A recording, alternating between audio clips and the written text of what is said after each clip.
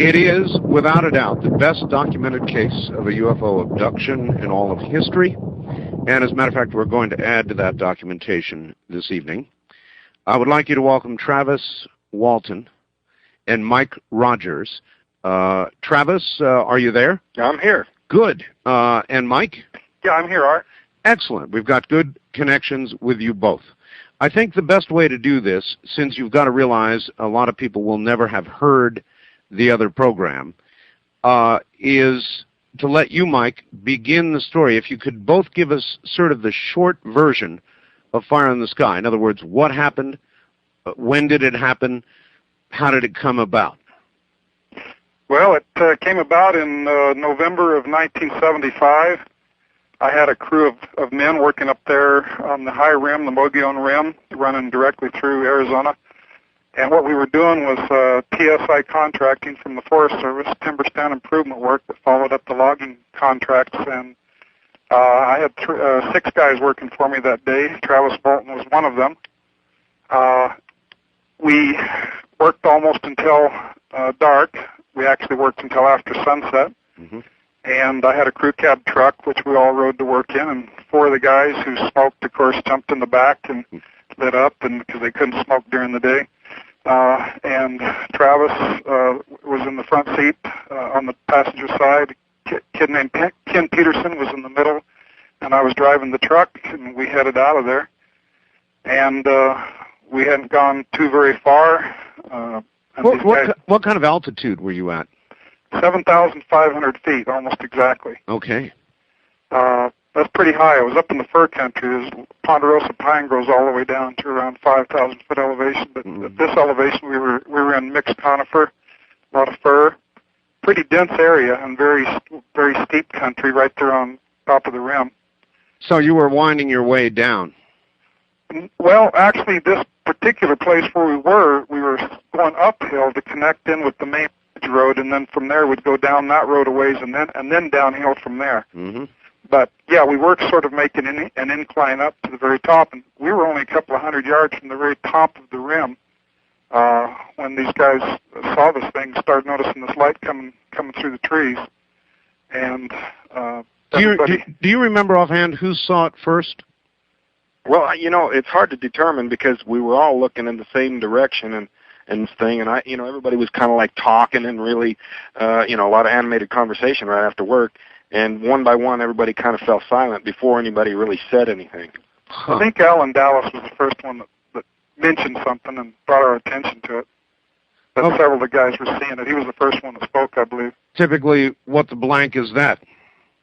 Yeah. Something like that. They started trying to guess what it was. It ranged everything from a forest fire to an airplane crash hung up in the trees. Sure. Just a weird light coming through the dense brush. In a place where there shouldn't have been any light at all. Right. Well, not weird light anyway. Yeah, sure. So you thought you might have either a fire or a plane down or both. Something like that. Nobody knew until we got up around a thicket of trees there and broke into an opening where they could see it clearly. And when that happened, somebody yelled out for me to stop the truck, and I hit the brakes. I didn't have to hit them hard. I wasn't going that fast, a very rough road. Mm-hmm. I leaned over to where I could see this thing after turning the truck off and noticed that Travis was already walking up to it, and he was the only one. Nobody else was. When you say this thing, what thing? A UFO-type object, a glowing disc. Yeah, a glowing disc, a large glowing disc, hovering about 20 feet off the ground. Right. About 20 feet off the ground. How big would you say it was? 20 feet in diameter, 25 maybe, could even been 30 feet. I don't know. It's hard to guess a round-type object. Sure, sure. Exactly. But all right, so Travis, here's where you come in. Might I ask you, Travis, what made you get out of that truck? Well, Alan Dallas said later that he thought that it looked like I was just drawn to this thing, like I was just being compelled, that I was transfixed in some way. But, my own feeling was that I was just going to miss a chance to see this thing up close and that it'd be gone before I even got up there.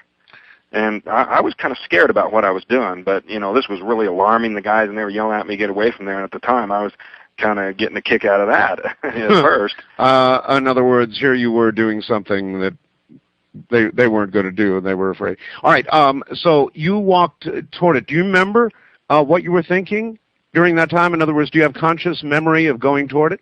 Oh, yeah, and those guys were yelling at me to get away from there, and the more they talked, and the closer I got, the scareder I got, and by the time I got up there, I'd slowed down, and I was thinking about, maybe this wasn't such a smart thing to do. And, so it was 20 feet above you, right? Yeah, it was hovering there, and I didn't quite get under it because there was this big pile of logging slash that was kind of like in my way. But before I even got all the way up to that point, there was a sound. The sound that it was making suddenly got louder, and that startled me. What kind of sound was it? Well, it was a really strange kind of a sound. The closer I got to it, the more I became aware of it. First, it was such a low sound that I didn't notice it. But then, when I got up close to it, it rose up and started to move, and there was this powerful swell in the sound and the volume. Huh. You were close enough to it that you should have been able to see. I really shouldn't say that. Was it just a light glow, or could you perceive substance of a craft? I could, it was not like this blinding light that you couldn't look into. I could see the surface of the object. I could see that it was giving off light, but you know how you can look at a light bulb and you can still see the surface of it? Sure. It wasn't even that bright as far as looking directly into it. It didn't hurt my eyes to look at it. And I could see the surface of it was very shiny and very, very smooth. And, there was no mistaking this as some glowing ball of gas. This was not what I was looking at. Mm-hmm. And, all of us saw the same thing, and we described the same object. But when it moved like that, I was really scared, and, I jumped for cover right when that happened. I got down behind a log that was sticking up there. And those guys were still yelling at me to get away from there, and tension was really building. I was pretty scared, and I'd made up my mind to make a run for it. And when I raised up, I just felt this shock go through my body. Just kind of like a tingling sort of a feeling. Well, everybody's had electrical shocks. Or yeah, it was kind of like that. Was it? Yeah, but it also felt like I'd been hit too. You ever been blindsided, in football or been tackled, where you're hit, your whole body is hit, really hard from. Yeah, kaboom. Yeah, and that was the feeling. But anyway, what the guys in the truck described, which I didn't actually see because I lost consciousness. Okay, that's the end of your conscious memory there. So something hit you, Mike. You were in the truck, along with the other 4, right? 5. 5, I'm sorry. So what did you see? What came down from this craft? Well, we don't know what it was that came from it. We know what it looked like. Okay. For myself personally, all I saw was a blinding light because I'd turned away just at that moment, just a second before that. I turned away to start the truck back up because I was feeling great apprehension. This thing was moving. Its momentum was gaining speed, so to speak. Even though it didn't leave the spot it was in, it made slight motions within the same space it was in, and the sound that it made got more powerful to the extent that it was shaking the truck, and you just created there was a building apprehension to that. Yes, and I turned the truck back on, and just as I turned the key on, I see this blinding flash of light in front of the truck, and I turned my head back around, and Travis was flying through the air. The other guys that were there have all described, everybody saw it except for me, the thing that hit him actually, and they've described it in various ways. For lack of better words, it's been called like a long blue flame or a bolt of lightning or... Yeah, Dwayne Smith described it as a bolt of lightning. Yeah, and but the picture that I painted for the cover of this book is more exactly the picture that everybody describes. Oh, no kidding. You painted this. Yes. Oh, very well done, I must say. Oh, thank you. And it shows Travis being struck, his arms outstretched with this beam of whatever it was. And you actually, and others actually, saw Travis fly through the air. Yeah, as I turned my glance back towards him, I caught him like just right barely after this thing hit him because he was still like lit up, and he was blown backwards. It was like an explosion had gone off in front of him and blew him backwards, and he was flying through the air with his arms outstretched. And I could tell that he was unconscious flying through the air there. I mean, he wasn't wiggling his arms like to catch his balance or like that. He was just limp. I mean, he flew through the air like he wasn't conscious at all, and he landed on the ground without breaking his fall at all. He just landed sort of to one side and mostly on his back, and he just bounced off the ground. All right. Well, at this point, you've probably got the engine going, and you're ready to get the hell out of there, I suppose. Right. The engine was going, and just as soon as I saw him hit the ground, I mean, there wasn't more than a couple of seconds pass after that, and one or more of the guys from the back yelled for me to get the hell out of there, and my foot was on the gas at the same time. Did you think Travis was dead? I knew that he was unconscious. I didn't know that he was dead, but it certainly looked like a heck of a blast. I mean, it really jolted him. I mean, it was a very hard shock that he took, and just the way he shot backwards in the air there, the concussion. I felt maybe he was dead. Yes. All right. So you apply pedal to metal. You take off out of there. Meanwhile, people are probably looking back. Do you have any idea what that object was doing?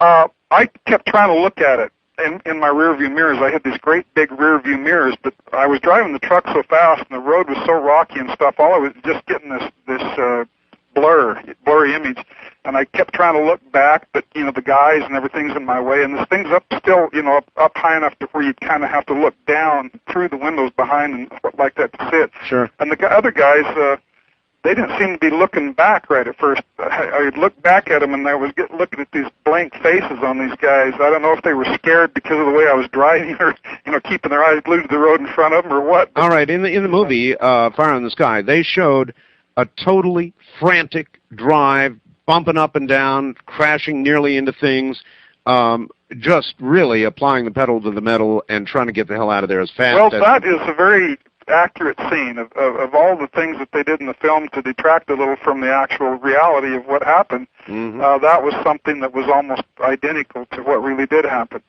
That's the way it really was. I mean, I literally flew down that road, and it was a rougher road than they showed in the film, and there was these humps in the road, and I kept hitting them and flying over them and crashing down on on the other side, and I mean, the UFO had scared the hell out of us. I'm sure this drive was scaring them too. Sure. How far do you think you got before you stopped? Not very far, really, especially at the speed I was going.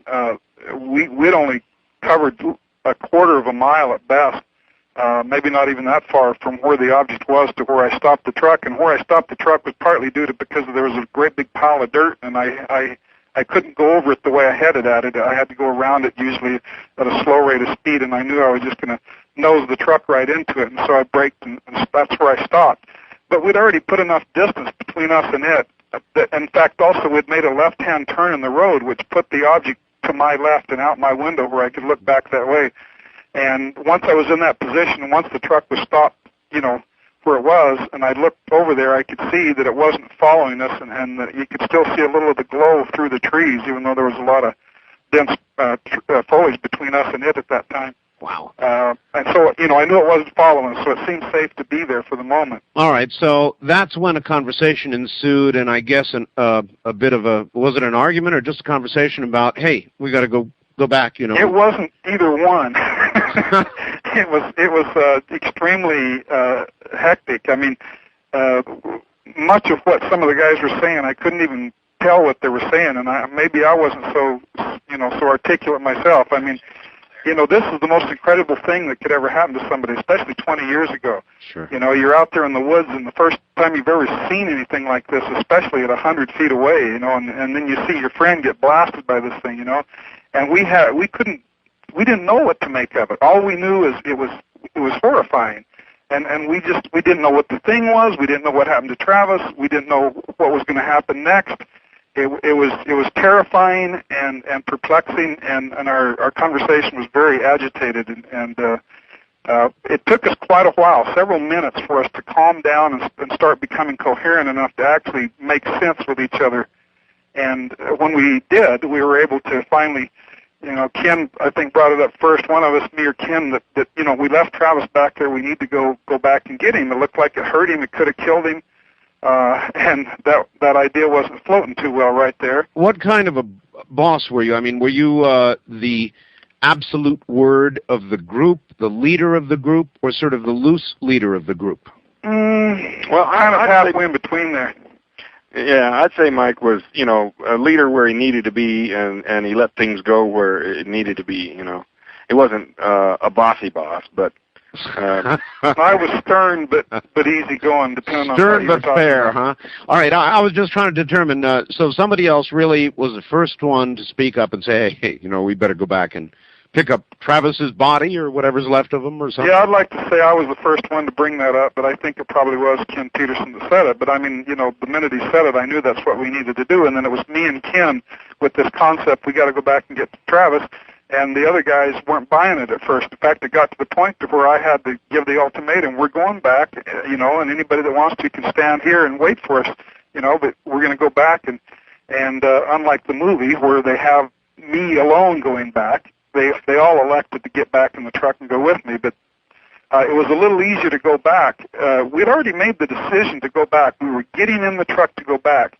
And as we're rounding the truck, I looked back over there, and this thing rose up. I mean, it was just a light through the trees. But then once it got above tree level, I could see it clear, and it just once it just got above tree level, it just bang, it was just gone like a bullet, and it just streaked away towards the northeast at an incredible rate of speed. I mean, 1 second and it was gone. All right, and everybody saw that because everybody was there, right? Well, not everybody saw it. Oh, okay. Not all of the guys, but it did make it easier to go back because we knew, at least I knew for certain, and a couple of the other guys knew that this thing must be gone. So, even though we'd already made the decision to go back, seeing it leave made it a little easier. All right. How much time do you think elapsed from when you left till when you got back? 15 minutes maybe. 15 minutes, all right. No point in going to Travis here. Travis is still unconscious at this point. No memories of this particular time, right, Travis? That's right. All right. So you got back to the site, drove back to the site, and everybody was in the truck. By the way, that's an important... why do you think the movie got it so wrong? You tell me. Hollywood. Yeah, Hollywood. Some of the things they did in the film I can excuse, but weren't you guys advisors to the film in some Travis way? Was well, in the early going that was the case, and the script was already a script. In its earliest form, it was much more accurate, and then as time went on, as more and more people bought the script and it changed hands and was sold to another person, another studio, and then another producer, more and more people started pulling it this way and that way. I see. All right. So anyway, there you were all in the truck. You got back to the scene. You knew where Travis, roughly where his body, where you had last seen it, so obviously you rushed over there. Yeah, there was a little concern right at first as we're driving back into it exactly which little clearing it was, because there was like 3 in a row, and it turned out to be the very last one, or the first one we'd come into from the other direction. And what ascertained the exact location was the fact that with the flashlight I was able to find Travis's tracks, his heel print there on the side of the road where he jumped out, and Sure. I could see them intermittently through the skifty pine needles laying on the ground there. So you knew you were in the right place. So from that, I knew I was in the right place. Sure. And from there on, we started looking for footprints and any other thing we could, and eventually I pulled the truck up into the opening, and the discussion ensued where we didn't know whether we wanted to get out of the truck yet or not. Finally, we did. Once me and Ken got out of the truck, everybody else got out of the truck, and we met like in the headlights in front of the truck and formed a little huddle there, and then shoulder to shoulder conducted about a half-hour-long search up and down and along the ridge there. And the only footprints that were ever found were just those initial footprints where Travis got out of the truck. There wasn't any sign of him. There wasn't any footprints leading out. And once, putting the whole thing together, by the time we had concluded the search, as best the search we could right there in the immediate area, I concluded personally from that, as well as the other guys there, that Travis did not leave there on foot. In other words, there were no footprints going either back toward the road or in any other direction. Uh-huh. And, it wasn't like there was a dense layer of pine needles there. I mean, they had logged there and they'd piled that brush pile up there so you a couple years before, and there was a lot of bare ground there. All right, you would have seen the footprints. You two hold on. We're at the top of the hour. We'll be right back. Travis Walton and Mike Rogers are my guests. Fire in the Sky.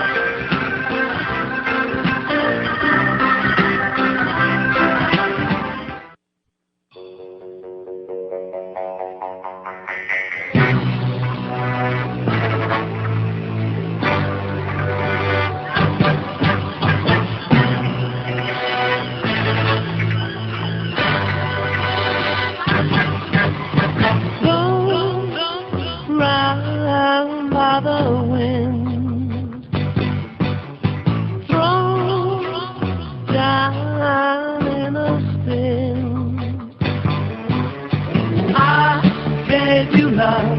I thought that we had made it to the top. I gave you all I have to give.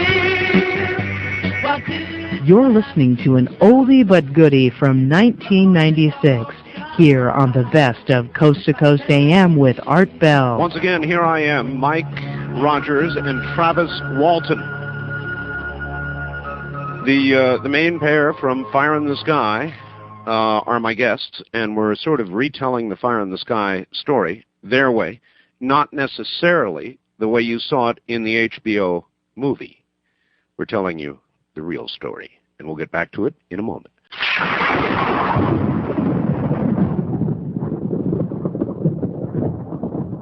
Travis Walton and Mike Rogers once again, and the point of the story that we have come to is the crew, the entire crew in the truck, returning to the point where they saw the disc, the saucer, whatever you want to call it.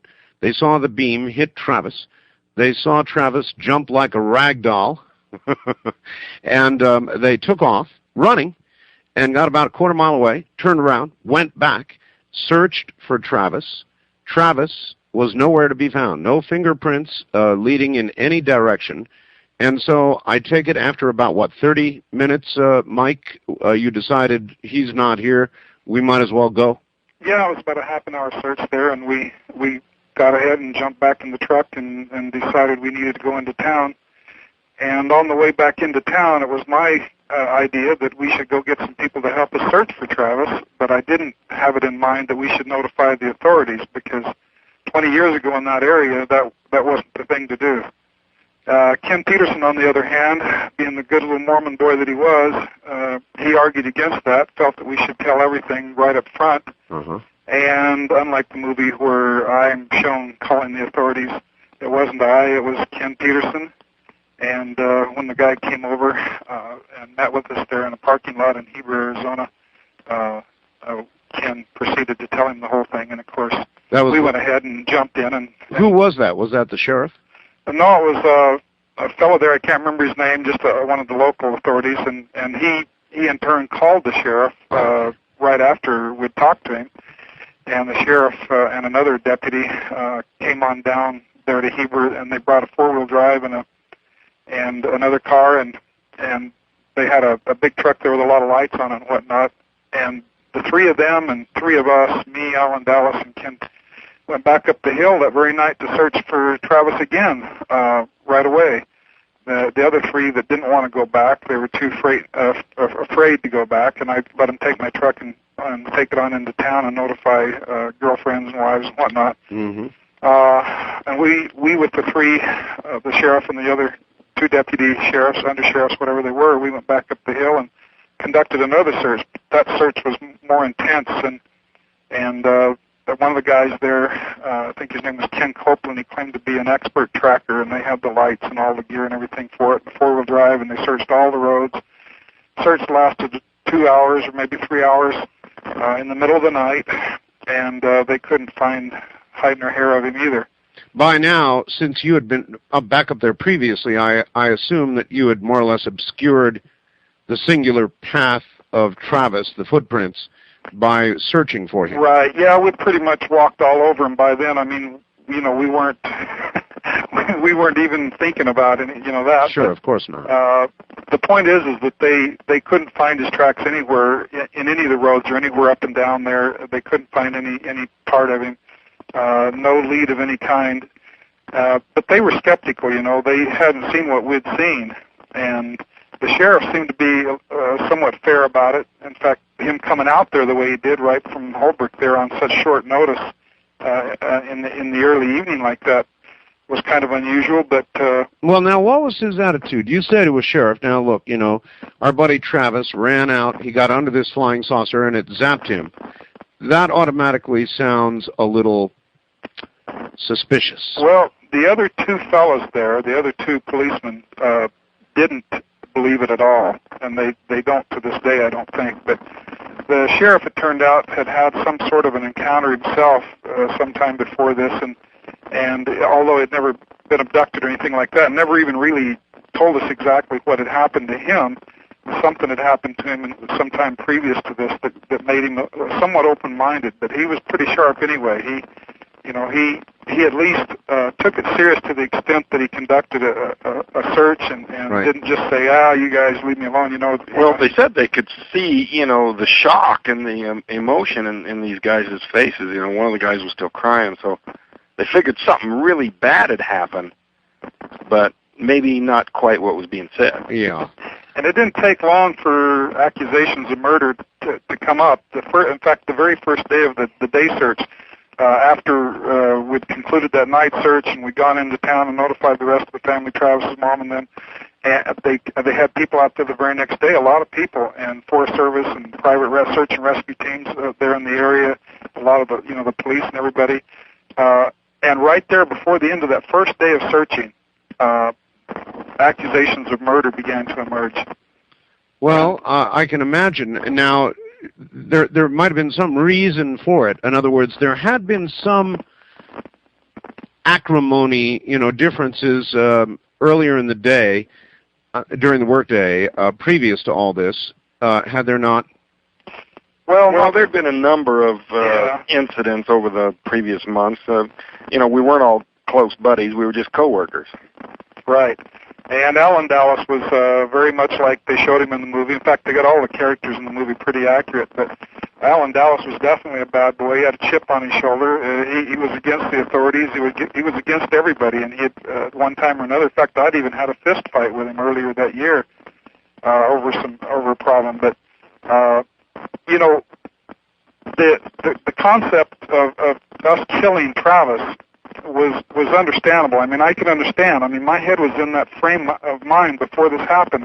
If I would have been one of the sheriffs or anybody else looking on at this thing from the outside and not knowing what I knew at the time, I would have treated it pretty much the same way. And so I understood that from these people. But it was still hard, and we didn't know what to make of it. I mean, Travis is gone. We can't prove where he went. We only know what we think happened, but we had no way of proving it. And so by the time this search, which lasted 4 days, was concluded, the concept of lie detector tests had already come up, and every time it did, we were more than willing. We'll take lie detector tests, sodium pentothal, whatever you want. We'll do it. And the following Monday, after the fourth day of searching was concluded, that was on a Sunday, and then the following Monday they had already set it up, and they had a guy come up from Phoenix, Cy Gilson, who was the Department of Public Safety State Police polygraph expert, and he was right there, and we all came, and we weren't late, like in the movie you showed us. We were late. We weren't late. We were early, and unlike the film also where they make it look as though the lie detector tests weren't conclusive, there was a problem with them. There was no problem with them. Alan Dallas was labeled, his test was labeled inconclusive only because he didn't complete his full testing series because of the type of guy he was, and he walked out. Well, also, they said what they did get was so full of spikes that you couldn't tell whether he was, he would not register the truth or a lie. It was just all over the place, so they couldn't figure out. Well, publicly they announced it as inconclusive, but we got a hold of the original police report, and internally they described him as basically telling the truth. But, the official thing was inconclusive just because he got upset and walked out in the middle of his test. All right, there were a total of 7 of you. Of the others who took the lie detector test, how did it come out? All except Alan Dallas passed with flying colors. That's the real truth of it. There was no problem with him at all. How many days into all of this was that? 3 or 4 days? It was the 5th day after Travis had disappeared. 5th day, all right. And so at that point, really, you had passed the lie detector test, with the exception of one that was inconclusive. So did they, at that point, begin to leave you alone? Well, the polygraph examiner told them that these guys have not committed murder. None of these people have done anything, not even Alan Dallas. None of these people have hurt Travis Walton or killed him. And the sheriff didn't know what to think then. They were beginning to believe that maybe the UFO story was true. And the sheriff very much, in fact, did lean that direction, even though he straddled the fence later on, in publicly. But privately, he admitted that he pretty much believed it. He leaned that direction. What about the rest of the town? Was it sort of torn one way and the other? Travis has an interesting story to tell about that concerning the local. Oh yeah, it would have. It was portrayed in the movie as everybody's down on this whole thing, but it was worse than that. It was 50-50. And parts of the town were against each other. The town deputy, he sort of believed it, but his wife didn't. But his brother, who was the town marshal, didn't believe it, but his wife did. So there was all these people, even along close lines, that were divided in their opinions. Right down the middle. Yeah. All right. Well, that's a small. How big was the town? How many people? About that time, about 3,000, I think. 3,000. Or less, yeah. Or less. So everybody knows everybody's business. Pretty much, just about anyway. Yeah. In that respect, it was your typical small town. Sure. Travis was gone a total of how many days? 5 days, 6 hours, and some odd minutes. And I guess now we should turn to Travis and find out that 5 days, 6 hours, so many minutes. That's a long time, Travis. Yeah, it was. Tell us what you can remember of that time, your first recollection when you opened your eyes, or did you ever? Well, when I first came to, it was kind of gradual. I was in and out. There was no real distinct point at which I suddenly knew I was conscious. Sure. But I was in a lot of pain and kind of in and out, and at first I didn't remember anything. I didn't know where I was. And then I remembered approaching that object in the woods, and then I was thinking that maybe I'd been hurt somehow and had been taken to a hospital. Mm-hmm. So for a while there, I was thinking I was in a hospital because I was all this pain, and I there was a light above me, and I could hear the sounds of movement around me, and it just hurt so bad. Did it feel like you were in a bed?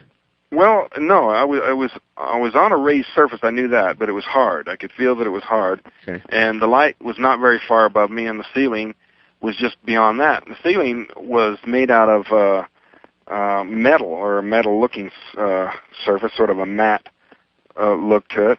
Right. And I don't know really what it was that made me conclude that I was in a hospital at first, because at first I couldn't even focus my eyes all that well, and this light was, even though it wasn't all that bright, my eyes couldn't take it, but for some reason I thought that at first. And no, that would be a natural conclusion the brain would jump to. If you were in a place where there was a light right above you, you knew you'd been injured somehow, you'd figure in a hospital, sure. Yeah, maybe there was some odor that I didn't register consciously, but anyway, when I finally got clear enough to where I could see, I saw these creatures standing over me, and I just went nuts. I just went hysterical immediately. All right, creatures. How can you describe them? Well, they looked, basically humanoid in the sense of having 2 arms, 2 legs, and like that. But they had these large heads with no hair, these huge eyes. The hardest thing to bear about the whole thing was these eyes that just seemed to just look right into me. Right into the very core of me, and it was something that just was so unnerving that for a long time after the event, the image of these eyes I just couldn't shake it. You said you heard sounds. Can you remember what those sounds were? I mean, as in human conversation? Well, it wasn't voices. No. It was the sounds of movement, rustlings, footsteps, maybe like that, Oh, okay. It seemed hot. I was having trouble breathing. I was struggling to catch my breath. I still had my jacket on. It was bunched up around my upper body, and when I looked down, there was an object across my chest. What kind of object? Across your chest? It was just I couldn't see all of it. It was just sort of like 4 or 5 inches thick, and it sort of curved in the general curvature of my chest. But as soon as I saw the faces of these things, I just flipped out and I jumped up, or jumped is kind of an exaggeration. I was so weak I knocked him back, which was more of a push, and I got to a sitting position. This thing fell off of me, and I sort of staggered back away from them. Sure. I was trying to stay facing to them, and they started towards me. And when I bumped up against this bench behind me, there were a bunch of utensils and things there, and I just grabbed for something to fight, to defend myself with. Sure. There was a long, thin, clear thing, a tube or a cylinder, and I grabbed that and I tried to break it, get a sharp point, and it wouldn't break. So I just swung it through the air as fast as I could in a threatening way, and was screaming at them. And they started towards me. I mean, they were coming around the table and coming towards me, and their hands were outstretched. And abruptly they stopped, and they had their hands outstretched like that. And then all at once they turned and went out the door. And at that moment I was thinking, what am I going to do? I was looking around wildly, trying to find, thinking of escaping. So were these short, Travis, or were they tall, or a combination there? Well, they were small. They were very small. All of them were about the same size, around 4 foot. All right. They fell back easily. It wasn't like they were gigantic and fearsome in that way. It just terrified me because, I'd never seen anything like this. Of course. Some people go, "What's so scary about that?" This was, back then, No, Travis, I don't think that's true. I mean, somebody might subjectively say, "What's so scary about that?" I sure wouldn't be one of those people. That's really scary. And so they went out the door, and they left you alone? They closed the door? Well, no, the door remained open. Or if there was a way to close it, I couldn't detect that. But I was afraid they would come back, and so I went to the door and looked. I didn't see them in the direction they went, and so I went in the other direction. There was a hallway outside the door. It was a very small, cramped, dimly lit hallway passage. By the way, Travis, let me ask you. Yeah. So you're on a craft. In all probability, you're on a spacecraft of some kind. Yeah, I surmised that to that point. That was likely the case. Did you detect any difference in gravity? Any difference in atmosphere? Any difference? Did you get a sense of movement? Any reason to know you were on a moving vehicle? No, I never got any sense of movement. But I was continually weak the whole time. I had trouble moving. Right. I felt like I wasn't strong enough. That may have had something to do with gravity. I don't know about that. It may have been some physiological condition. Sure. Because I felt like I was in pretty bad shape. I was struggling to catch my breath. I was, maybe that's where the weakness came from. I just was gasping all the time. So you went down a hall? Yeah, and, this hall curved sharply to the right. And so it actually curved so much that I couldn't see if they were behind me, and I really couldn't see if they were ahead of me. And I had this fear, of being, they're all around, but probably behind me, So running ahead may get me away from them, maybe get me into something worse. And it was just kind of this panic. I was torn in many ways, but I just kind of lost it there for a minute and took off running. And I even went past an open doorway. I don't know what was in there. And all right. You two hold on right there. We'll pick it up right at that point. We're headed to the bottom of the hour. My guests, Mike Rogers, Travis Walton. Their movie was Fire in the Sky, but more to the point, they've got a book, and we'll tell you how to get it. Their book is called Fire in the Sky.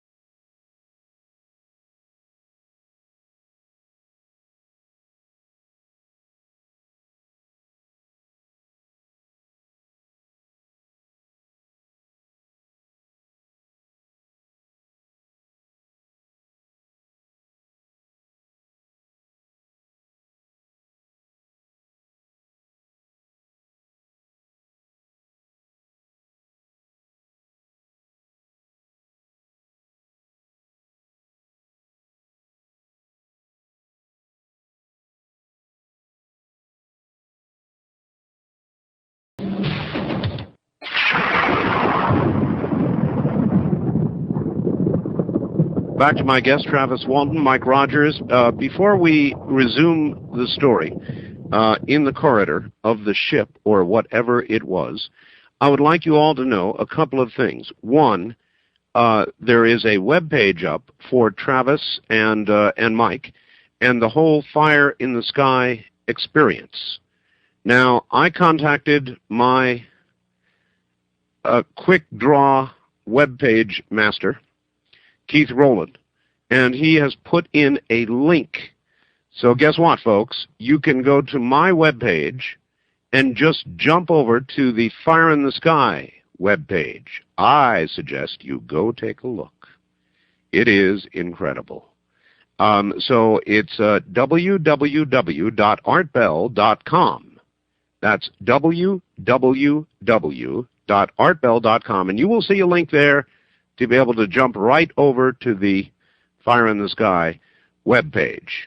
In addition, the book, a comprehensive book with a lot of new information, which we are yet to get to, by the way, new information on the whole Fire in the Sky business, is now available nationwide in your favorite bookstore. How do they get it, Mike? Well, you can order direct. Some bookstores have it in stock if they've already sold out, or if they haven't got it yet. Just ask the bookstores, Fire in the Sky, the Walton Experience. That's how to get it.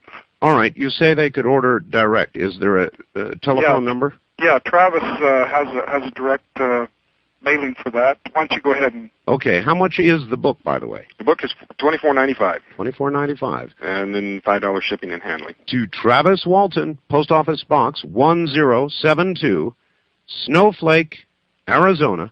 That's a neat name. Zip code 85937. Boy, absolutely excellent. All right. Now, let us pick up. There you are, scooting down a corridor, going by one open room that you didn't even bother to, and I wouldn't either, to stop and look.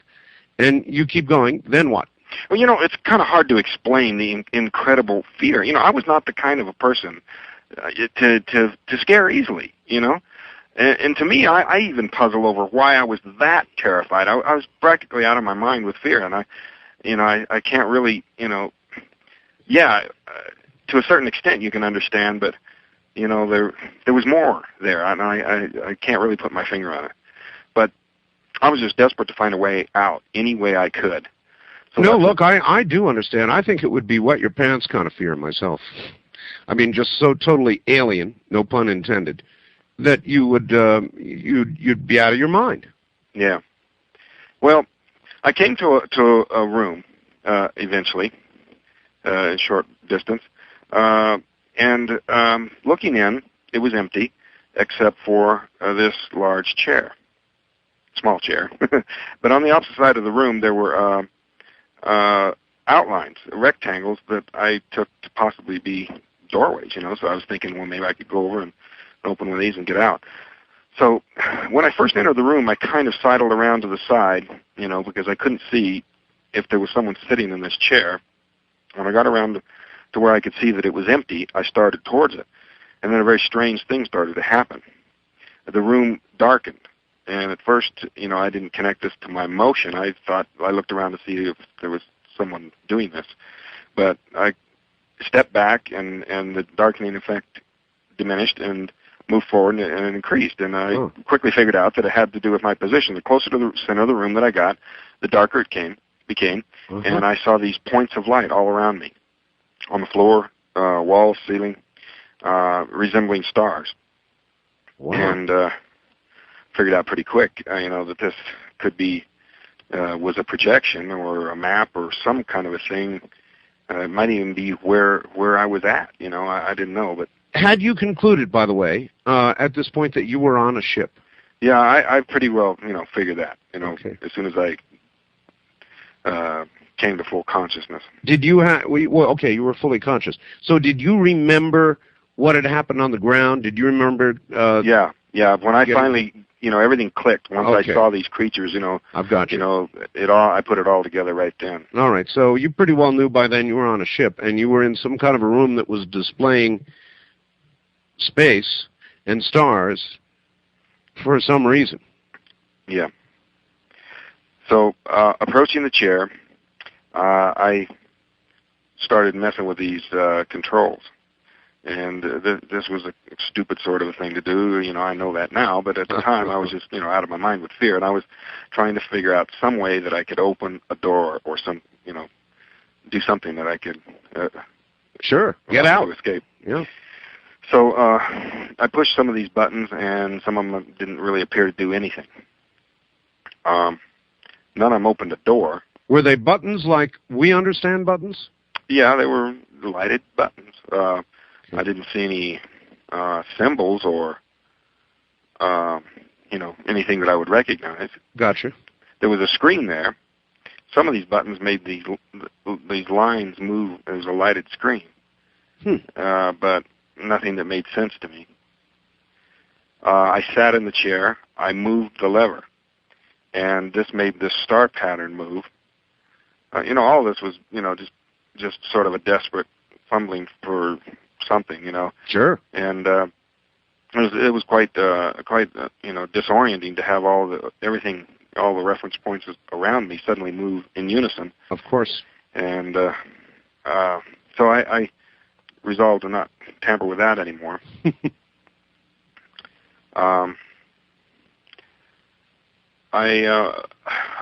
went to see if I could open a door, what I took to be doorways, and I didn't really find a button or a knob or any way to open it.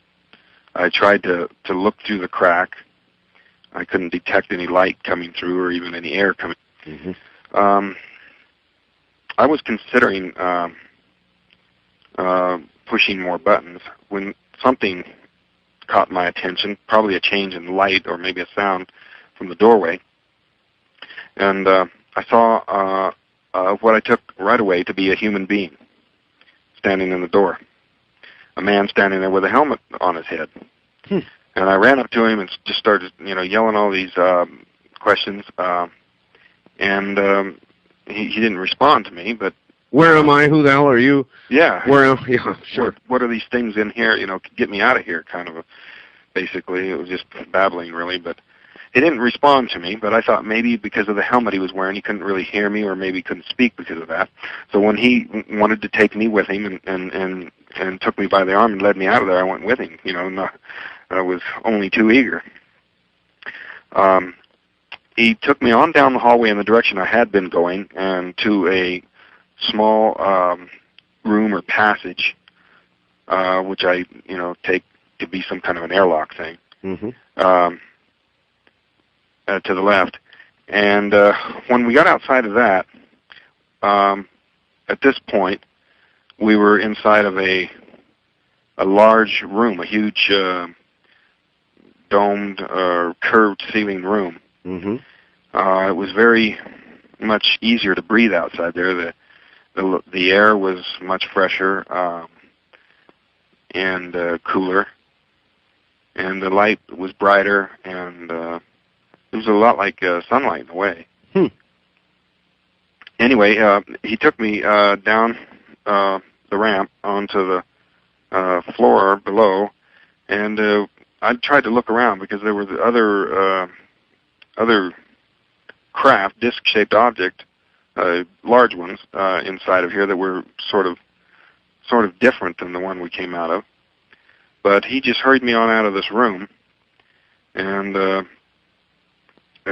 we were moving quickly, I didn't keep trying to ask questions, but he took me down this hallway, out of this room, down a hallway to another room, and there were some people in there who they were dressed like him, right? Basically human-looking people. Mm-hmm. He sat me in the chair and went on out the door on the other side.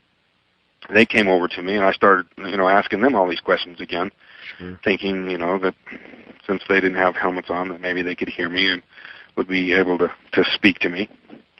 But they didn't answer me, and they started taking me over towards this table, and they started to put me up on this table, and I was starting to, have second thoughts about had I been rescued. They weren't answering my questions, and their silence was very, very upsetting. Mm-hmm. So I started to resist, and and there was just too many of them, and I was still very weak, and they didn't have too much trouble putting me down onto this table.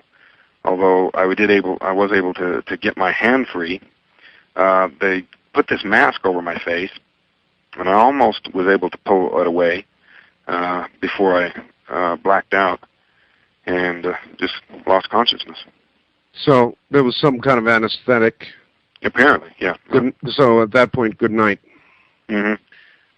And I went out real fast, just to grade right out. And the next conscious memory? I woke up pretty quickly. It was cold air outside. It was dark. I was lying face down, my face across my arm. And there was a light above me. I looked to see where this light was coming from. And just as I looked, it went off. All right, let me stop you, Travis, so I can understand what might be the timeline. Not that I suppose we're going to really ever understand, but the conscious time you had in the craft, from the time that you regained consciousness until you found yourself back on the ground, in Earth time, how much time did that seem to you? Being hysterical, it's very difficult to estimate accurately, but kind of like going back through and reconstructing the motions and everything. At first I thought maybe 2 hours, but it could be, a lot less than that. All right, so we're talking about days and days and days, yeah, and just a couple hours of conscious recollection during that time. So, later that night, I was, when I was finally reunited with my family, I thought it was the same night. But I learned how much time had gone by, and it was quite a shock. I bet. All right, you found yourself on the ground, so what did you do? Well, I saw this craft hovering there, and it shot up into the sky and was gone in an instant. And there you are. And there I am, standing there in the dark, in the middle of the highway, in the middle of the woods. And did you have clothes on? Yeah, I was fully dressed. All right. Unlike the movie. I was going to say, in the movie, they showed you huddled in a little mass, totally naked. Not true, huh? Not true. Not true. Dramatic license, I guess. So anyway, you had clothes on, and you got up, I take it eventually, wobbled up, and made your way where? Down into the town. I recognized this stretch of road. I saw some lights down below of the town, and I just, with my last ounce of strength, just ran down into there and called my family. Called your family. All right, Mike, at this point, when did you hear that, guess what, Travis was back? I didn't hear it right away. Travis's brother whisked him away and took him on down to Phoenix and got him away from the police and the media circus that was going on up there. And I was included in that group, not deliberately, but I didn't hear for a while. And I wasn't actually able to see him for 3 days or so after he was returned. But you must have received word that Travis is back. We're off the hook. Even though we passed the lie detector test, thank God, no dead body. My buddy's alive. Right. Well, even though I didn't hear for almost a day after it actually been returned, when I did hear about it, yes, there was great relief for many reasons.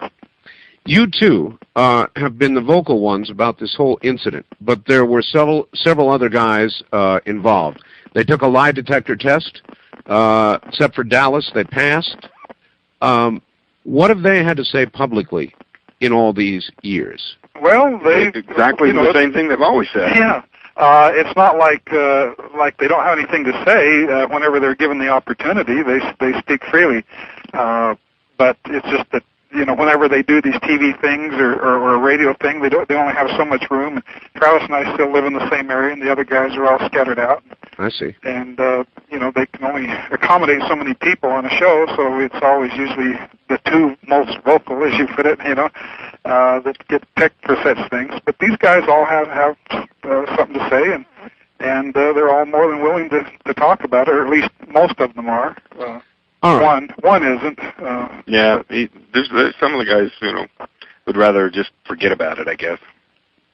Well, I can understand that reaction, and they're probably tired of being bugged by the media and all the rest of it. All right, look, there is new information to be told, and I guess it is, was it a Mr. Black? Who was Mr. Black? Jerry Black is one of Philip Klass's associates, so to speak. At least he used to be. He approached Tracy Torme, the screenwriter for this movie, right at the time they got into making the movie, or right before they actually started shooting the film. And his whole purpose was to get Tracy to drop the project, to forget it. His initial approach to Tracy was that this thing's a hoax. Philip Klass has proved it to be a hoax, and he wanted to know why Tracy would even bother with it. And that was, he was a skeptic. He was a total skeptic. And well, Phil Klass is probably one of the biggest debunkers around. There's no question about it. And so he was in the Klass camp. Yeah, he certainly was, and that's the way he approached the makers of the film. But it didn't take him very long after talking to Tracy, and then finally me and Travis, and eventually Jerry Black set off about conducting his own investigation. Yeah, he found out that he'd been handed a bill of goods, that Klass had told him a bunch of things that just simply weren't true. Nevertheless, because he went back to the same people and spoke to the sheriff. He spoke to the Forest Service, the polygraph operators, and all this, and found out, hey, this stuff was baloney. Well, this is very interesting.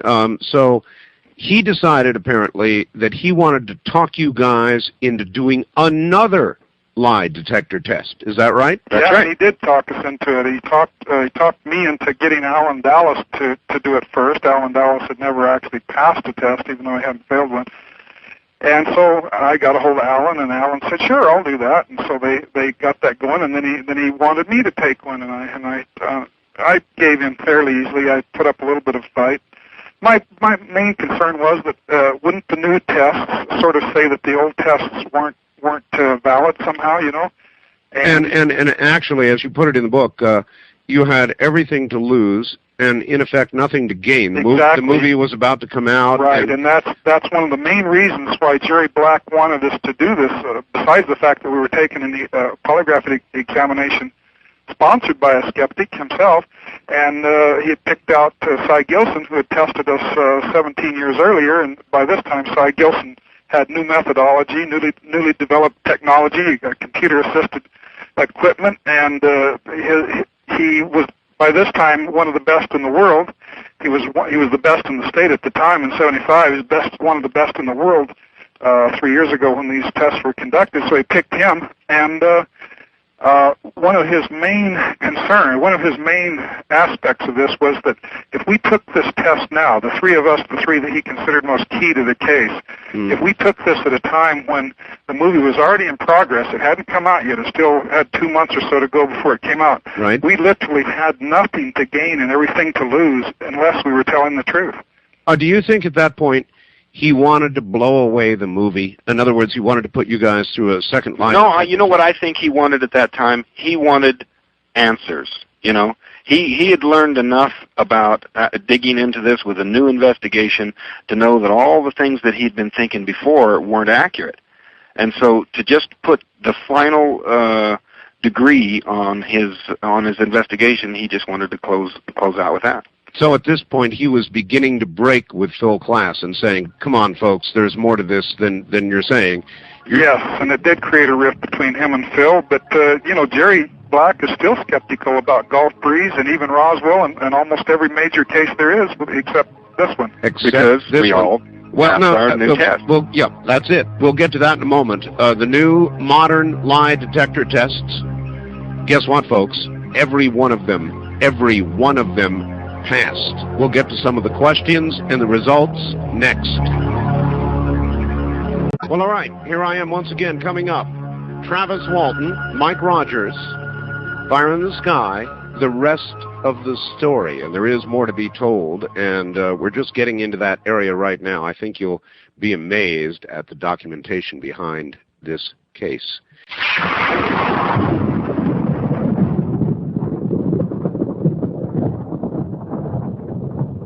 Back now to Travis Walton and Mike Rogers. Welcome back, you two. And by the way, for everybody out there, if you want to fax a question, that's fine. We're not going to be very caller-intensive in this program because we're trying to get all this out. Now, I want to ask a little bit about the second lie detector series of tests the more current ones. I'll be damned if I would have done it. I would have thought really hard about it, because had you failed for any reason, I'm sure that ammunition would have been used to discredit the movie or even your book. Yeah, absolutely. So both of you must have been really, really hesitant. I know I would have been. Well, I was hesitant, because, the imperfections in the science of polygraph, I'd heard enough about that. But once I, realized that this guy was the top in the field and using the best equipment with the most modern methods, I felt fairly secure that, there wouldn't be anything, it would have to be some sort of a fluke, for anything to go wrong. But you were not worried it was some kind of a setup. No, this guy is impeccable credentials wise. He was the state police polygraph expert for many years, and now that he's in private practice, police departments and judges and lawyers still come to him. That's almost his entire clientele. So he's good. You did this in Phoenix, Arizona. Phoenix. Alan and Mike each took a new test, and I took 2 separate question series. All right. So the audience knows. I believe there's a plus-minus scale in the results of a lie detector test, and I think I read in your book that a +6 is considered to be truthful. Isn't that correct? Yeah, in the scoring system he was using, he had both a percentile sort of a scale, right, and a point scale. One was the computer and one was the examiner. And to put it more in perspective, there's actually a 200-point spread, especially on the computer analysis readout. It goes 100 points in the positive and 100 points in the negative. And all 3 of us passed these tests at 90-something, plus 96 to 90. Mine was .964 and .961. Mike's was .99, and Alan's was .993. These are up near the absolute theoretical maximums that you can have. So he then wrote a letter saying, look, these guys are telling the truth. Yes, he appeared on television saying that. All right, what were the key questions asked of each of you? That would be important to know. Well, Alan was asked, did you see this object? Did you see the UFO? Mm-hmm. Did you? Let me find this. Yeah. Did you see the UFO? Did you conspire with anyone to perpetrate a hoax about this? Uh-huh. Did you, during the time Travis was missing, did you have any contact in any form with him? And his last question was, in the past 17 years, has anything occurred to you to cause you to now believe that the incident was a hoax? And he answered no. And and my questions were a little different. They asked me the first couple. They asked me, for instance, after seeing the bright flash of light that hit Travis, did I see Travis Walton propelled backwards through the air? Between November 5th and 10th of 1975, when Travis Walton was reported missing, did you have any verbal or personal contact with him? Mm-hmm. And did you conspire with the Walton brothers or anyone else to perpetrate a hoax about that UFO sighting in 1975? All right, those are the straight-on questions, and you all passed with flying colors, to say the least. Yeah. Yep. All right, then, since that time, Travis has been examined by, in fact, regressed by a psychiatrist. Is that correct, Travis? A hypnotist, yeah, Hypnotist, and there were psychiatrists present. All right.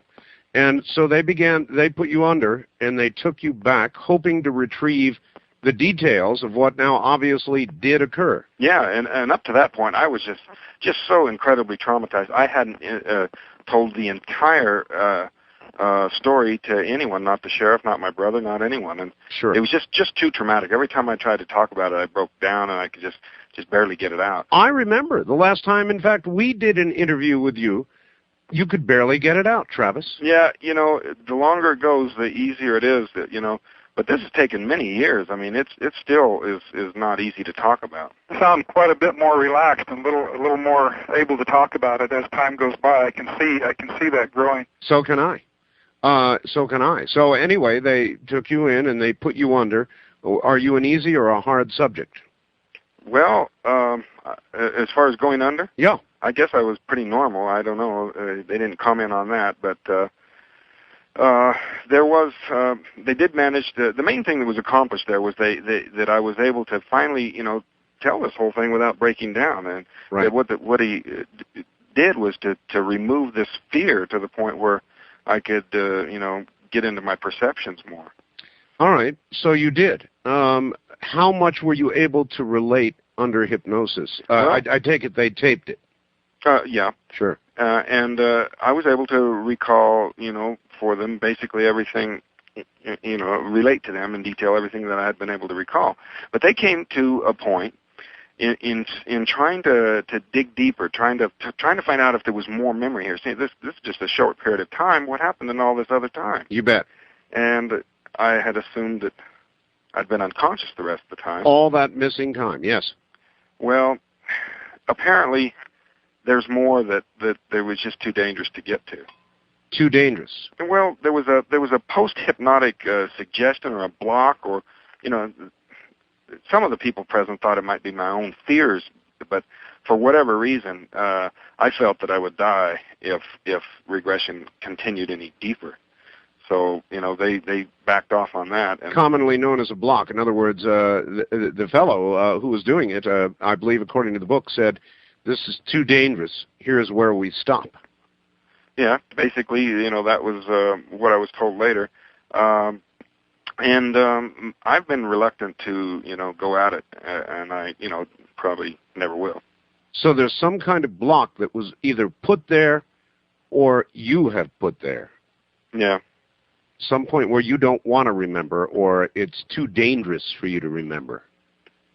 Yeah. That'd be the thing of nightmare for me. Yeah, basically, I would die if they continued any further, and my brother told me, he advised me not to mess with it, and I haven't. And there have been people that tried to get him to, myself included, but he just doesn't. He's very, very reluctant. Everything that's happened to me, the onslaught of attacks from skeptics and people, and just being treated differently, this whole thing has not been, a picnic. And of course not. So, if I were to spontaneously remember, or somehow in some other way remember other things, I don't think I would want to make that public. I would probably keep it to yourself. Keep it to myself. So, even if you remembered right now, you probably wouldn't tell us. That's right. Better tell me. I waited too long. Yeah. Then, Mike, there's been some additional facts that have come forth. You went back to the location, didn't you?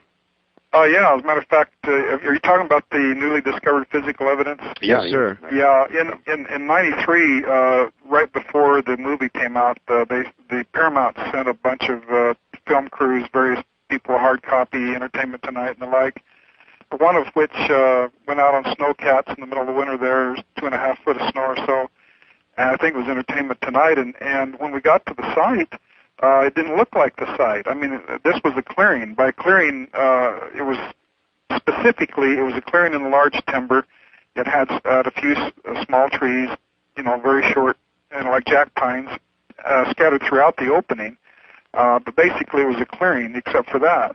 When we went back there, we recognized the road. I mean, the road's even labeled, and it's very recognizable. We've been there many times, especially way back many, many years ago. I hadn't been there in several years until then. And this clearing no longer existed due to the fact that these small trees that were in the middle of the opening had grown tremendously, almost to the size of the larger trees around it. Well, I didn't know what to make of it at the time, and of course we had this thing to do. We had to do an interview on the spot and whatnot, and we were in the snow, and we had to leave as soon as we got done. Let me ask you, the timber that was in the area that was unaffected by the area where Travis was hit, How tall was that, and how many years of growth would that represent?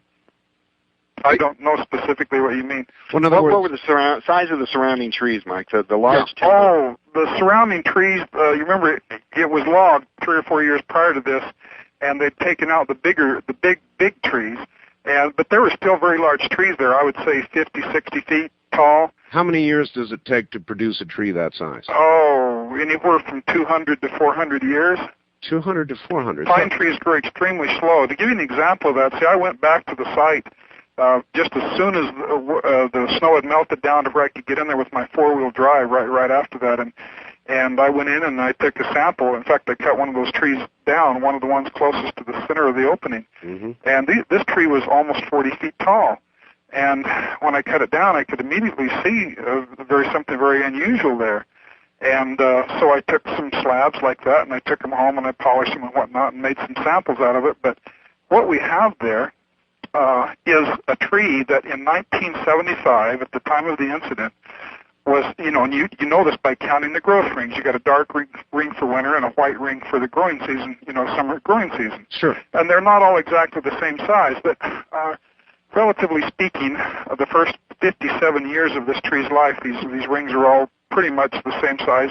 They're basically very, very small. After 1975, and the way I find 1975 is count back, 17 years from the time this tree was cut down, and there's 1975, and all of a sudden these rings are 3 to 5 times bigger in width. And when you put the formula of actual volume into it, the formula for a cone, which is, a tree is actually a very tall cone, so that you can obtain a volume, cubic feet. What we came up with is that after 1975, in terms of volume, average per year growth, this tree was growing at a rate of 36 times what it was previously. Good Lord. Yeah, and the change is just abrupt. You can just see it. Here's the growth rings. They're real narrow and close together. And then right at 1975, boom, they just, real thick and wide, and they continue that way for the rest until the time the tree was cut. All right. Well, both of you have been working in timber, sort of the timber industry, cutting trees down. I take it that you've talked to some people, experts, about how this could be?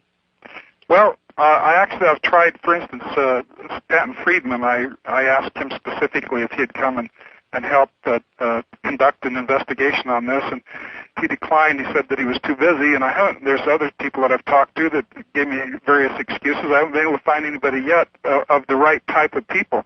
Now, I already know what we would hear from Forest Service personnel, because they know that thinning and logging produces increased growth. Of course, now their figures and what they know isn't anything like this, not anywhere near this drastic, but I'm certain that anybody who didn't particularly believe in UFOs would definitely come up with a natural answer for this. And I have to say... Well, I don't know what that would be, Mike, because, it only happened to the trees right where the... Exactly. Close to where the trees were sampled back in the thickets where the trees had actually been thinned. That's another thing. See, if this was natural in any way, it would either occur because of the logging, which means that the growth rings would be wider for 3 to 4 years prior to 1975. When that's the when the logging actually occurred, not in 1975. But they were never thinned. These trees in this opening were never thinned. There was no stumps there to show that anything had been cut from away from it. There's no way that they could have gotten any extra water drain off from the areas that were thin, because these trees were almost exactly on top of a ridge. And there's just no explanation for it. And you go out into the surrounding areas and take other trees, and they don't show this. All right, well, that's obviously anomalous then, and maybe somebody will help you out with it. What about other obvious tests? For example, did anybody go up there and look for radiation above ambient level? Did anybody look for... In 1975, they did.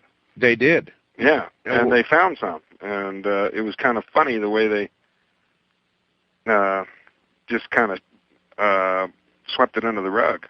Yeah, there's quite a bit of physical evidence connected with this thing, which a lot of people just don't realize, and there were also abnormal magnetic readings there. Travis, I'm sure, remembers off the top of his head what those were. Yeah, well, they just went, they were like 8, 10, and up to 12 Gauss, I believe it was, above background, above the surrounding area. This whole thing was gridded off and measurements were taken. Okay, not all of us understand what is average, and so how far above average that represents.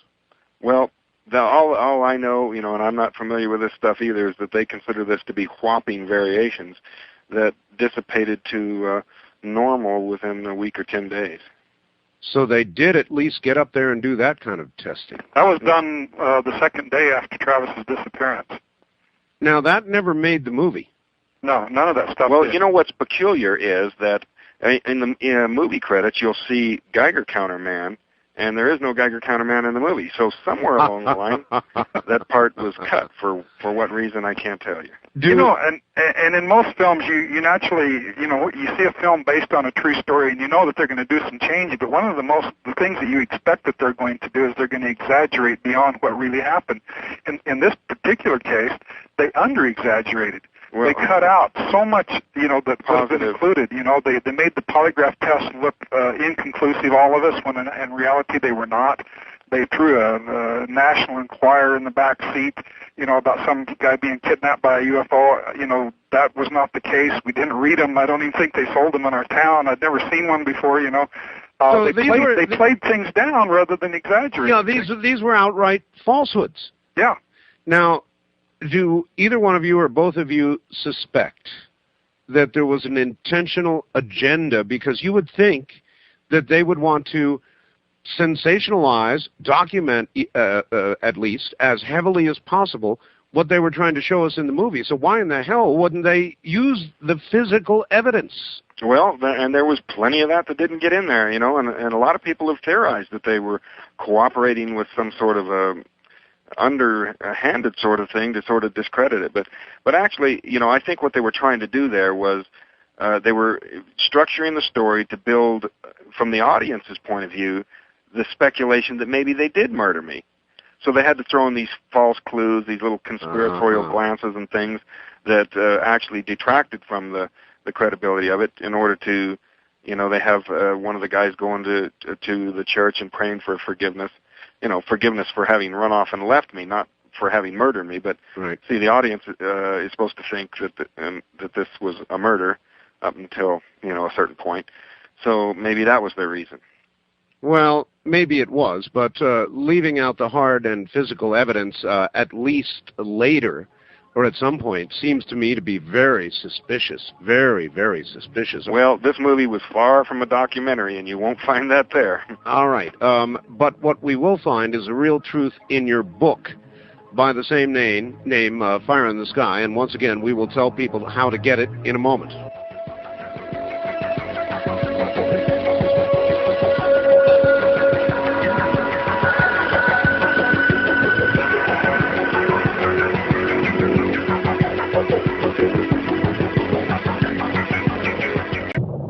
All right, back. Mike Rogers, Travis Walton, Fire in the Sky. Gentlemen, welcome back.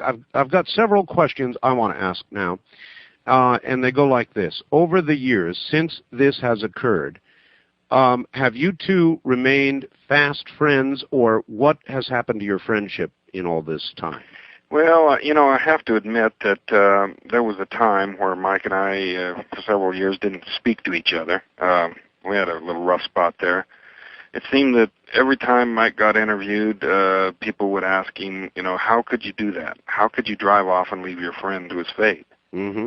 And, my family was kind of down on Mike about that. They took a dim view of it. And, I think that Mike read into some things that I said, things that I didn't mean, that he probably felt for what time that I felt that way. But I'll say right now that I feel that he did what he had to do, all of them, in taking off and getting away like that. They did the only intelligent thing. Okay. They were powerless to help me, and what brought you two back together? Well, I guess it was just time. We finally got together and ironed things out. All right, you both will enjoy this, I think, from Steve in Santa Barbara. Art, with all the misquotes, false representations, and outright fabrications, I think it's time Philip class took a lie detector test. What do you two think about that? Well, no one's ever going to get him to agree to something like that. No way. He's got too much to hide. He'll never take a lie detector test, no matter how hard he's pushed for it. I just don't believe he ever would. Not from anyone that was in a skeptical, serious position of trying to get to what's behind his activity. Well, I mean, after the second lie detector test, even his own guy took off and left the class camp. Now, what does class say about all of this? Well, I don't really care. He spoke about me and dragged my name through the mud for years and years and years and years, and all I've come out and to do is to speak the correct version of things and just let the chips fall where they may. I don't have any intention of even caring what he has to say. All right, Travis, this is probably a tough one, but I'm going to try it anyway. As you told us the whole story, and then we talked about the hypnotic regression, I noticed that as we got to that part of the missing time, even now, even here, even in this conversation, your voice began to lilt. You began to not be particularly responsive. In other words, there's still something there. And Mike, I'll just ask you, Mike, do you think Travis knows some stuff about that time, consciously or even subconsciously, that he's just not going to tell us about? Oh, he won't tell me, but I feel there is. Well, Come on. Nah, there's nothing to say. Yeah. At least not in this book, right? No. This is all I've got to say on this subject. You know what? There's going to come a time in the not too distant future where I'm not going to speak about this subject at all. I don't blame you. Here's one for you from Fairbanks, Alaska. Please ask Travis if he has any recollection of receiving food or drink during the abduction. If not, was he hungry, thirsty when he was brought back? Yeah, all of the above. I have no memory of being fed or given fluid, but I was very hungry and quite dehydrated. I drank a lot of water. I was so thirsty in the hours right after I was returned, and was able to regain what looked to be about a 10-pound weight loss. Wow. All right. Art, the last time Travis was on your show, you questioned him about any visits or encounters he might have had with government officials or some other authorities after the abduction.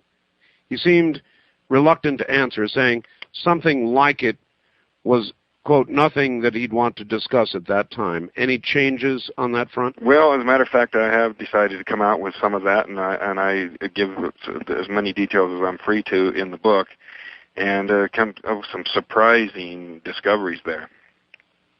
So you were talked to?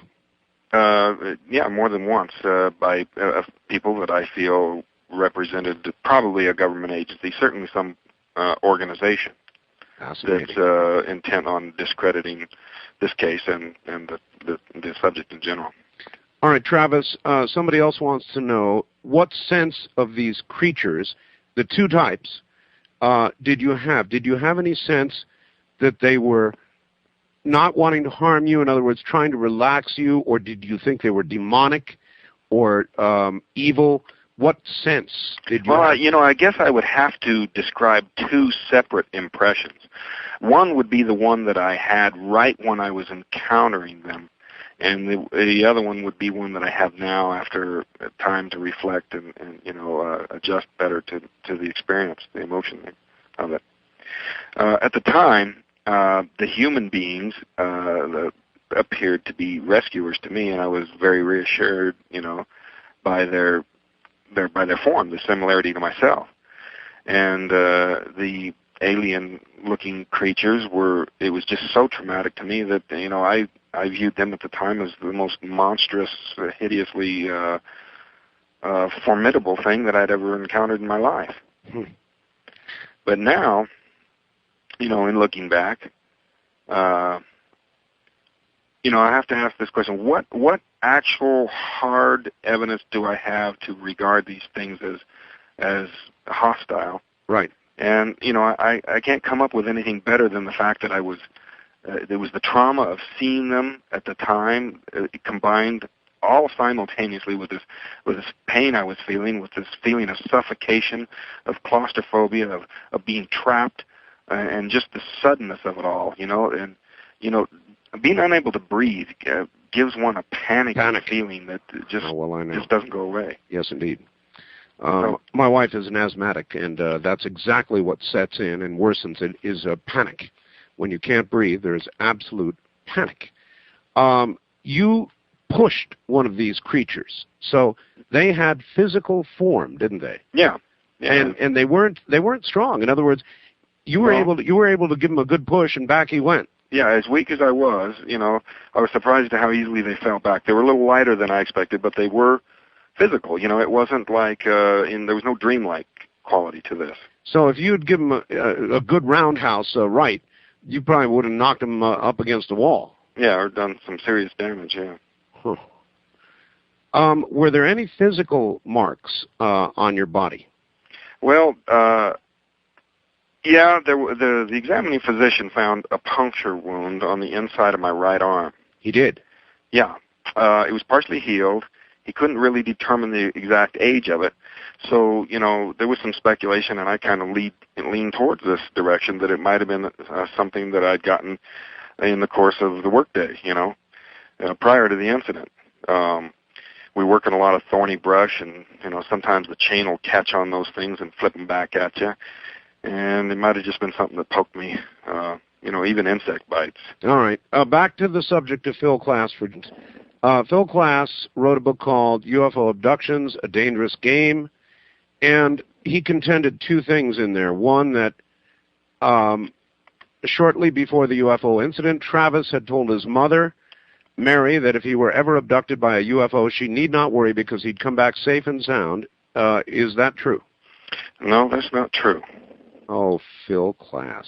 Well, he might have got somebody that said that, or something. Someone might have said something of that nature. But, you know, there was so much distortion. Things were blown so out of proportion. There was, you know, a lot of psychological factors at work there. I get into that a little bit in the book. Yeah, that's fine. And then the second thing, Mr. Klass learned that a Mr. Jack McCarthy, a good polygraph examiner then in Phoenix, had conducted a 2-hour lie detector session with Mr. Walton, which he had failed. Would Mr. Walton clarify the circumstances about that? Well, this, you know, was a test that was given immediately on the heels of my experience. I was in such terrible psychological condition that any knowledgeable examiner would know that there was no way that you could get an accurate reading on someone in that shape. So it wasn't failed, it was not conclusive. That's true. And that test has been reviewed by 2 of the top examiners in the world and declared as being invalid. Well, with all the tests you guys have taken and passed with flying colors, not just barely passed, but with flying colors, right up at the top of the chart, I kind of agree with Steve in Santa Barbara. I think it's time that Phil Klass went and took a test. Well, Phil might agree to take a test. That's the way he is. He'll say, oh, sure, no problem. But a year later after... getting him to do it by someone who was actually trying to get to what he's covered up, he's never going to do that. All right.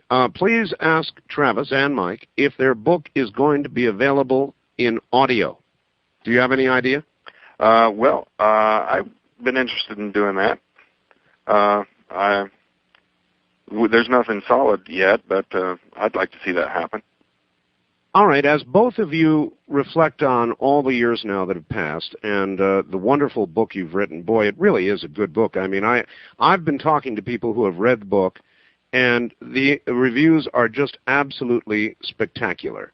Was it a lot of work? How did you decide to write the book? I mean, after the movie, what got you guys to the point where you wanted to put all this down on paper? Well, I think one of the major motivating factor was the movie itself. A lot of misconceptions were created. Here, you know, the whole reason I finally agreed to do a movie, and for years I declined these kind of offers. Right.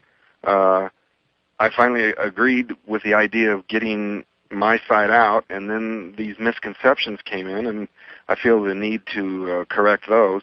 But on top of that, I got to digging and discovered a lot of interesting new material that I think was very important that people know. Why do I think there's another book somewhere in you, Travis? Nah, I got no intention of going beyond this.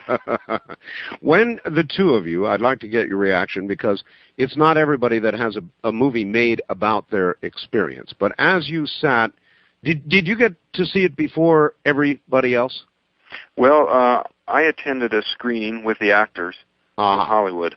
Okay. And it was a pretty intense experience.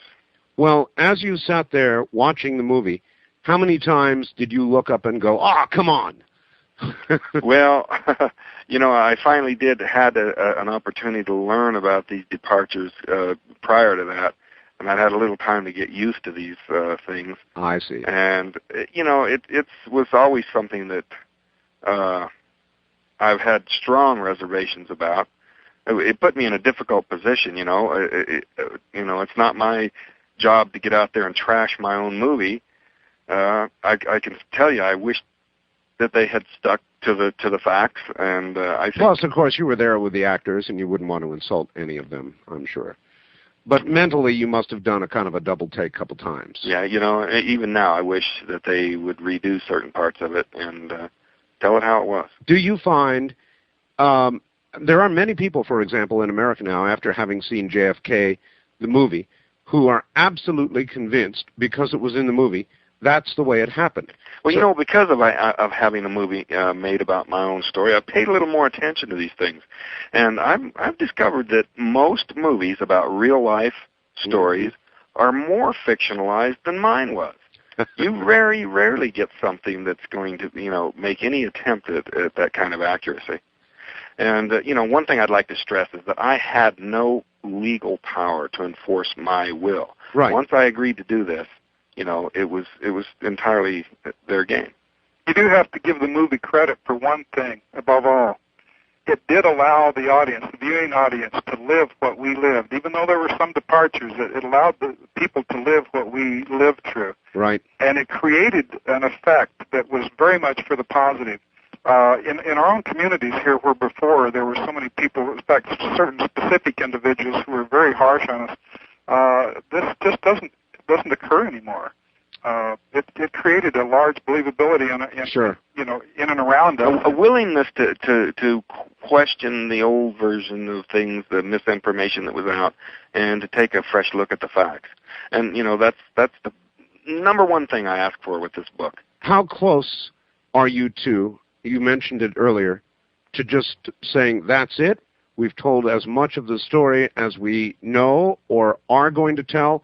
We're not talking about this anymore. Well, there's a lot of promotion for this book left to go. Who knows? Oh, yeah, we got things scheduled all the way up through the end of the year. But, once that's done, that's it. There's nothing more to say. It'll be good to get back to my normal life. I'm sure. Have you two begun to figure that there is more to this whole UFO thing, this whole cover-up charge than... Yeah, and I think that some of these things may come out. Oh? You have reason to believe there may be sort of a magic day when somebody, say, from the government comes forward and says, okay, we do know more than we've told. Here it is. Well, we've uncovered some leads, and people are uncovering pieces of evidence all the time. Yeah, as time goes by, it seems like every couple of months go by, somebody uncovers some new piece of information, something new that shines a whole new light on things and gets closer to some of the answers we've all been looking for so many years. I personally think it goes far beyond that. I think that we're being, over the years here, we've been prepared. We're being prepared, and I don't know how long it'll take until whoever's doing whatever they're doing considers us prepared enough, but I got the strong feeling we're being prepared for something. All right, guys. One more time, if you want a signed, an autographed copy of the book, which is quite an offer, and it won't last, give the address one more time. Travis Walton, Post Office Box 1072, Snowflake, Arizona, 85937.